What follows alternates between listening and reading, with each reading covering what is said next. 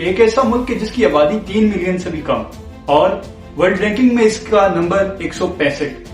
رقبے کے لحاظ سے یہ پاکستان کے ایک شہر جتنا،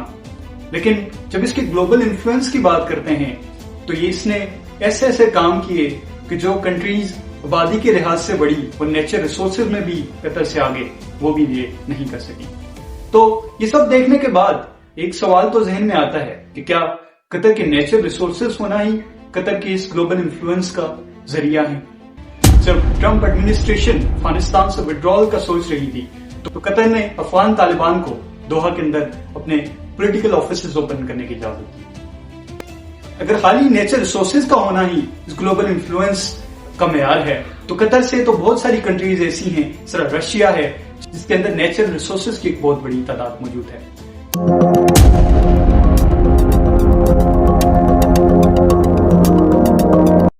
السلام علیکم، امید آپ سب لوگ خیریت سے ہوں گے۔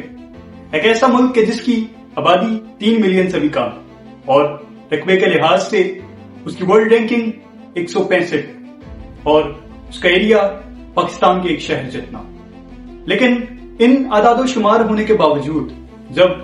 اس کا گلوبل انفلوئنس دیکھتے ہیں تو یہ بڑی بڑی کنٹریز کو پیچھے چھوڑ جاتا ہے۔ جی ہاں، میں بات کر رہا ہوں قطر کی۔ اگر بات کی جائے 2008 کی تو قطر نے لبنان کے اندر پریزیڈنشل الیکشن کروانے میں ایک بہت اہم کردار ادا کیا اور 8 مہینے سے جاری اس جنگ کو ختم کرنے میں اپنا ایک اہم کردار ادا کیا۔ اس کے علاوہ 2008 سے 2010 کے درمیان یمنی گورنمنٹ اور حوثی ریبلز کے درمیان مذاکرات کی راہ ہموار کرانے میں قطر نے ایک اہم کردار ادا کیا۔ یہی نہیں، سوڈان کے اندر اور اس کے بعد جب ٹرمپ ایڈمنسٹریشن افغانستان سے وڈرال کا سوچ رہی تھی تو قطر نے افغان طالبان کو دوحہ کے اندر اپنے پولیٹیکل آفیسز اوپن کرنے کی اجازت دی، جس کے تھرو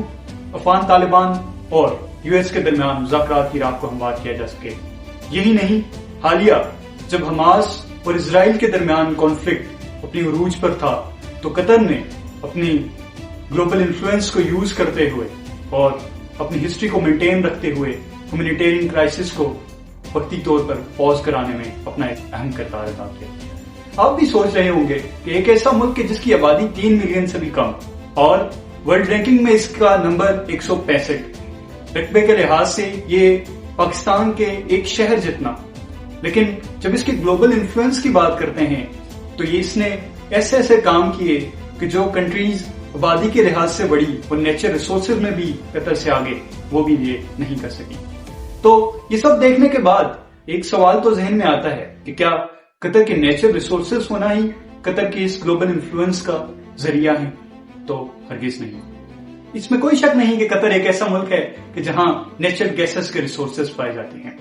اور قطر کی اکانومی کا ایک بہت بڑا انحصار ان نیچرل ریسورسز کے اوپر ہے۔ تو یہ 70 کی دہائی کی بات ہے کہ جب قطر کے اندر نیچرل گیس کی ڈسکوری ہوتی ہے، لیکن 1990 تک قطر ایک غریب ملک تھا کیونکہ نیچرل گیسز کے ریسورسز تو قطر کے اندر موجود تھے لیکن اس گیس کو یورپ تک ٹرانسفر کرنے کا کوئی ذریعہ موجود نہیں تھا اور قطر سے یورپ تک ایک پائپ لائن کو بچھانا ایک کٹھن مرحلہ تھا کیونکہ قطر کے جو ہمسایہ ممالک تھے، عرب ممالک، ان کو نیچرل گیس کی اتنی ضرورت نہیں تھی۔ تو پھر قطر نے ریسرچ اور ڈیولپمنٹ کے اندر انویسٹمنٹ کرنا سٹارٹ کی اور 1990 کی دہائی کے بعد قطر نے تھرو شپس اپنی گیس کو یورپ تک ٹرانسفر کرنے کا ایک ذریعہ نکالا اور آج قطر دنیا کے بڑے ممالک میں شمار ہوتا ہے جو کہ LNG ایکسپورٹر ہیں۔ اس کے بعد آج قطر کی اکانومی کے اندر 100 بلین تک سالانہ ان نیچرل ریسورسز کی مد میں اضافہ ہوتا ہے۔ تو ان ساری چیزوں کو دیکھتے ہوئے ایک سوال تو ہمارے ذہن میں آتا ہے کہ کیا قطر کی نیچرل ریسورسز کا ہونا ہی قطر کے اس گلوبل انفلوئنس کا نتیجہ ہے؟ اس بات سے ہرگز ڈینائی نہیں کر رہا کہ قطر کے نیچرل ریسورسز کی کوئی امپورٹنس نہیں ہے اور ان کی وجہ سے ہی اس کا گلوبل انفلوئنس ہے۔ اگر خالی نیچرل ریسورسز کا ہونا ہی اس گلوبل انفلوئنس کا معیار ہے تو قطر سے تو بہت ساری کنٹریز ایسی ہیں، صرف رشیا ہے جس کے اندر نیچرل ریسورسز کی ایک بہت بڑی تعداد موجود ہے۔ تو بہت سارے عرب ممالک کے اندر نیچرل ریسورسز کی بہت بڑی تعداد موجود ہے۔ تو پھر قطر ہی کیوں اتنا گلوبلی انفلوئنس ہے اور اہم معاملات میں اپنا کردار ادا کر رہا ہے؟ تو پھر اگر ہم قطر کی ایجوکیشن کی بات کریں تو وہاں پر قطر نے ایک بہت بڑی انویسٹمنٹ کی اور اپنی جی ڈی پی کے اندر ایجوکیشن کے لیے فنڈز کو مقرر کیا. اس کے علاوہ ریسرچ اور ڈیولپمنٹ کے اوپر فوکس کیا. آج دنیا کی ٹاپ یونیورسٹیز کے جو کیمپسز ہیں وہ قطر کے اندر موجود ہیں. تو اس کے علاوہ قطر نے فوسل فیولز کا ڈارک فیوچر دیکھتے ہوئے اپنی اکانومی کو ڈائیورسفائی کرنے کی کوشش کی اور انٹرنلی اسمال اور میڈیم سائز بزنسز کو پروموٹ کرنا سٹارٹ کیا. حالانکہ 2017 سے 2021 کے درمیان قطر نے بہت ساری مشکلات کا سامنا کیا کیونکہ عرب ممالک کی طرف سے قطر کو ایران کی سپورٹ کرنے پر بلاکیڈ کا سامنا کرنا پڑا. لیکن قطر نے اس کو ایز اے اپرچونٹی یوز کیا اور اپنی ڈومیسٹک نیڈز کو پورا کرنے کے لیے ڈیری فارمز کو اوپن کیا اور آج قطر کی ڈومیسٹک نیڈز کا ایک بہت بڑا حصہ ان ڈیری فارم سے